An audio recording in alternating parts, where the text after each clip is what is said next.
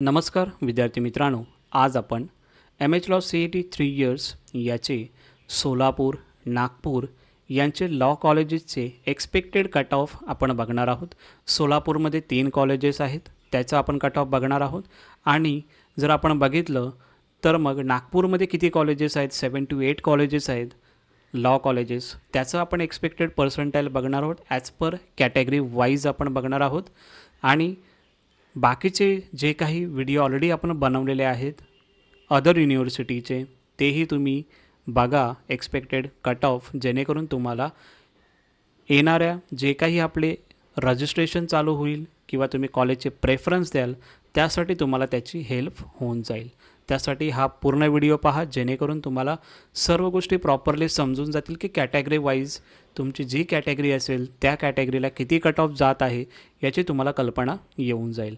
त्यासाठी पूर्ण व्हिडिओ पहा, ठीक आहे.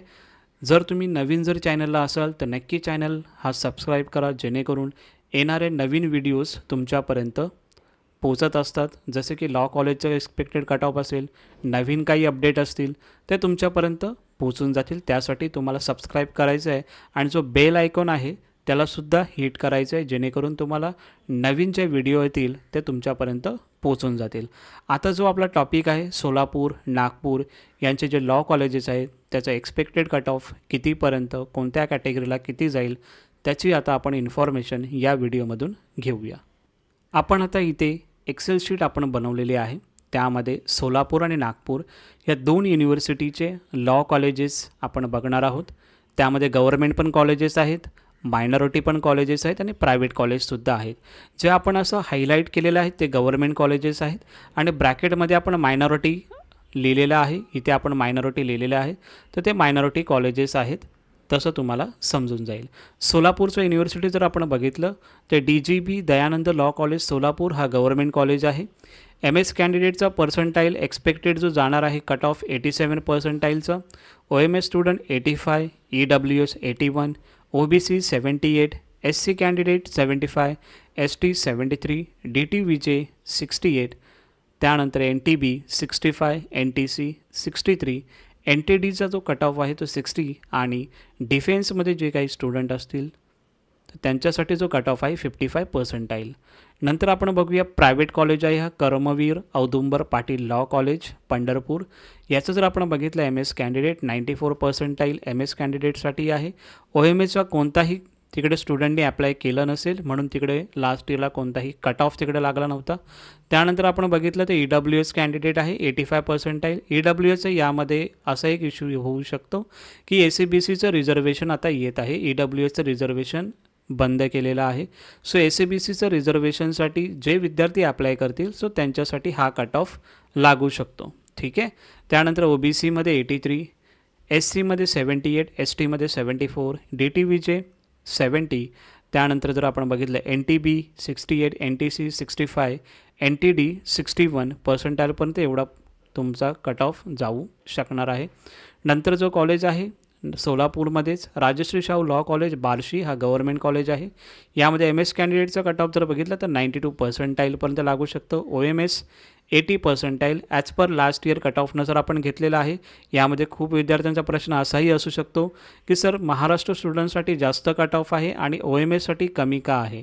सो ॲज पर लास्ट इयरच्या कट ऑफनुसार आपण यामध्ये घेतलेला आहे, त्यामध्ये तो कट ऑफ कमी लागलेला होता OMS स्टुडंटचा. सो त्यासाठी आपण हा कट ऑफ कमी घेतलेला आहे. मे बी तिकडे जागा जास्त असू शकतात OMS स्टुडंटसाठी. EWSचा 77, OBC चा 75, SCसाठी 70, ST 68, DTVJ 65.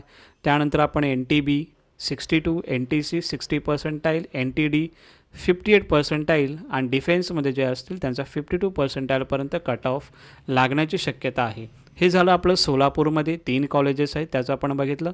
आता आपण बघूया नागपूर युनिव्हर्सिटी, राष्ट्रसंत तुकडोजी महाराज नागपूर युनिव्हर्सिटीचं. त्यामध्ये जे आपण हायलाईट केलेले आहेत ते गव्हर्मेंट कॉलेजेस आहेत. Doctor Ambedkar college department of law Deekshabhoomi, MS candidate 95 percentile, OMS 90 percentile, EWS 85, OBC 83, SC 79, ST 75, DTVJ 72, NTB 70, NTC 68, NTD 65, आणि यामध्ये डिफेन्स जे काही स्टुडंट असतील त्यांचं 60% कट ऑफ जाण्याची शक्यता आहे. नंतरचा जो कॉलेज आहे नटवरलाल माणिकलाल दलाल college of arts and commerce Gondia, यामध्ये जर आपण बघितलं तर MS कॅन्डिडेटसाठी 90%. यामध्ये खूप विद्यार्थ्यांचा प्रश्न येत होता की सर MS कॅन्डिडेट म्हणजे जनरल कॅन्डिडेट असणार आहेत का? तर हो, जनरलमध्ये जे काही स्टुडंट येत आहेत ओपन कॅटेगरीमध्ये त्या विद्यार्थ्यांचा हा कट ऑफ असणार आहे. आउटसाईड महाराष्ट्र स्टुडंटचं 91, EWS 87, OBC 82, SC 78, ST 76. त्यानंतर जर आपण बघितलं DTVJ 73 आणि NTB 70, NTC 68 आणि NTD 64% आहे. नंतरला जो आपण कॉलेज बघणार आहोत यशवंत महाविद्यालय, हा पण गव्हर्नमेंट कॉलेज आहे.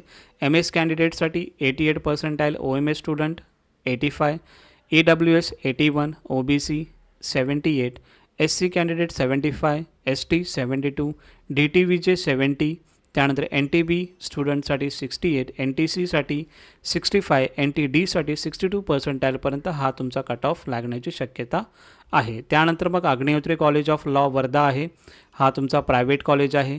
Central India college of law minority हा कॉलेज आपण बघूया. याचं MS कॅन्डिडेटसाठी 90% आहे. मायनॉरिटी कॉलेजसाठी OMS 88, EWS 80%, OBC 75, SC student 71 आणि यामध्ये मायनॉरिटी कॉलेज असल्यामुळे यामध्ये ST, DTVJ, NTB, NTC आणि NTD यामध्ये पार्टिसिपेशन झालेलं नाही आहे. सो इथे कट ऑफ दिलेला नाही आहे आणि हा मायनॉरिटी कॉलेज असल्यामुळे यामध्ये पर्सेंटाईल कमी आहे 60%. त्याच्यामुळे हा कमी कट ऑफ लागलेला आहे बिकॉज ऑफ मायनॉरिटी कॉलेज आहे म्हणून. त्याचबरोबर doctor Milind Yerne college of law आहे, डॉक्टर BRA लॉ कॉलेज आहे. Rashtrasant Tukdoji Maharaj Nagpur university, doctor Babasaheb Ambedkar college of law main branch हा एक आहे आणि GH Raisoni law college minority, याचा MS कॅन्डिडेटचा जो कट ऑफ आहे 85%, OMS 88, EWS 80, OBC 78, SC 71. हा मायनॉरिटी कॉलेज असल्यामुळे ST, DTVJ, NTB, NTC आणि NTD यांचा इथे कट ऑफ नाही आहे आणि मायनॉरिटी कॉलेज असल्यामुळे हा 48% हा तुम्हाला कॉलेज अलॉट होण्याची शक्यता ही जास्त आहे. आता यामध्ये तुम्हाला मी थोडंसं जे झूम आहे ते थोडंसं कमी केले जेणेकरून तुम्हाला जे काही नागपूरचे जे कॉलेजेस आहेत ते तुम्हाला प्रॉपर वेने तुम्हाला बघायला इथे भेटू शकतात. ठीक आहे, सो त्यासाठी हे थोडं कमी साईज केलेले आहे. हे झालं नागपूरचे आणि पुढे जर आपण बघितलं तर हे झाले सोलापूरचे. सो पूर्ण व्हिडिओ बघा जेणेकरून तुम्हाला सर्व गोष्टी यामध्ये क्लिअर होतील. पर्सेंटाईल पण तुम्हाला चांगल्या पद्धतीने दिसून जातील ॲज पर तुमच्या कॅटेगरीनुसार आणि कॉलेजेसचे नेम पण तुम्हाला पुढे दिसत आहेत. ठीक आहे, आय होप तुम्हाला सर्व गोष्टी प्रॉपर समजल्या असतील. बाकीचे जे काही कॉलेजेस राहिलेले आहेत त्याचीसुद्धा व्हिडिओ मी अपलोड करणार आहे जेणेकरून तुम्हाला एक आयडिया येईल कॉलेजचे प्रेफरन्स देण्यासाठी की कोणकोणत्या कॉलेजला एक्सपेक्टेड कट ऑफ किती जाईल, त्यानुसार तुम्ही कॉलेजचे प्रेफरन्स देण्यासाठी तुम्हाला इझी होऊन जाईल. ठीक आहे, तुम्हाला जर हा व्हिडिओ आवडला असेल तर नक्की तुमच्या फ्रेंड्सना हा व्हिडिओ शेअर करा जे विद्यार्थी कॅप रजिस्ट्रेशन करणार आहेत, ज्या विद्यार्थ्यांनी CET दिली असेल. सो त्या विद्यार्थ्यांना पुढे शेअर करा जेणेकरून त्यांनाही या व्हिडिओचा नक्की फायदा होऊन जाईल. ठीक आहे, थँक्यू सो मच.